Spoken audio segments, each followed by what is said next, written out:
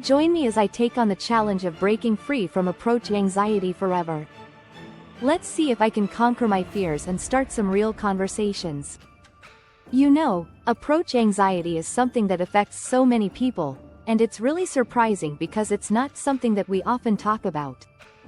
But when you think about it, it makes sense. We're social creatures. We're meant to interact with each other, but for some reason, we get stuck. And that's exactly what approach anxiety is. It's that feeling of fear, of nervousness, of uncertainty that stops us from making connections with others.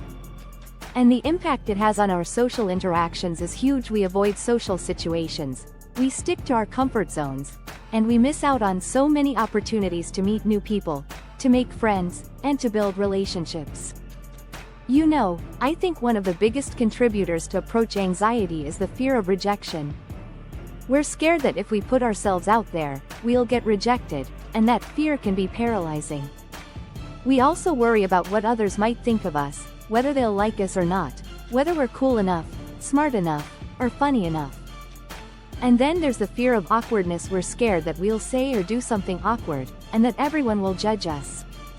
These fears can be overwhelming, and they can stop us from taking action, from making that approach, and from starting that conversation. Our insecurities can also play a big role in approach anxiety.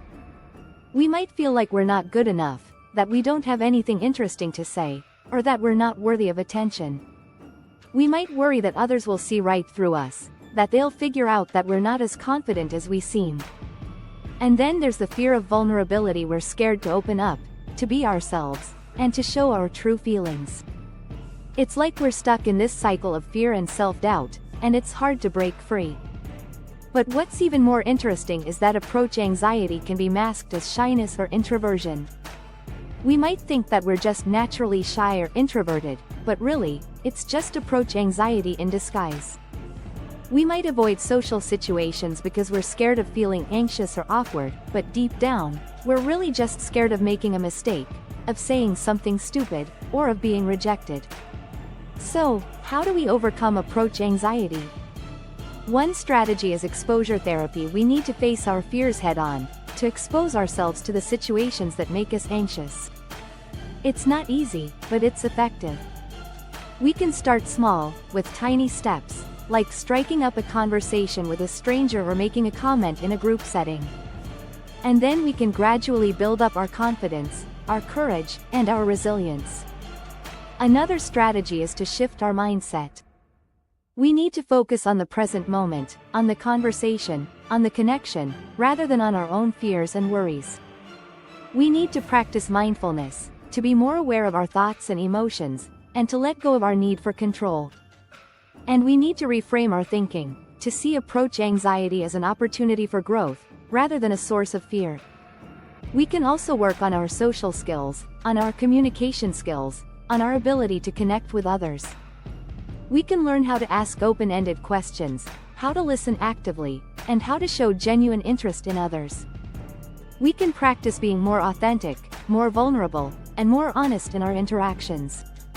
I remember when I first started working on my approach anxiety. I was scared, I was nervous, and I was unsure of myself. But I started small, I started slow, and I started taking tiny steps towards my goals. I started striking up conversations with strangers, I started attending social events, and I started putting myself out there. And you know what? It was terrifying, but it was also liberating.